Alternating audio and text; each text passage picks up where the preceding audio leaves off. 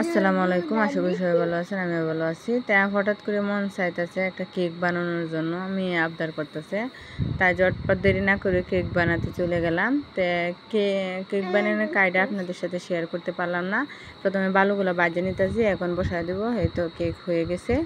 তো এখন আমি কেকটা কেটে তারপরে সার্ভ করব। দেখেন কেকটা কেমন হয়েছে কমেন্ট করে জানাবেন, সাবস্ক্রাইব করবেন। এই তো কেকটা কিন্তু অনেক নরম এবং তুলতুল হয়েছে।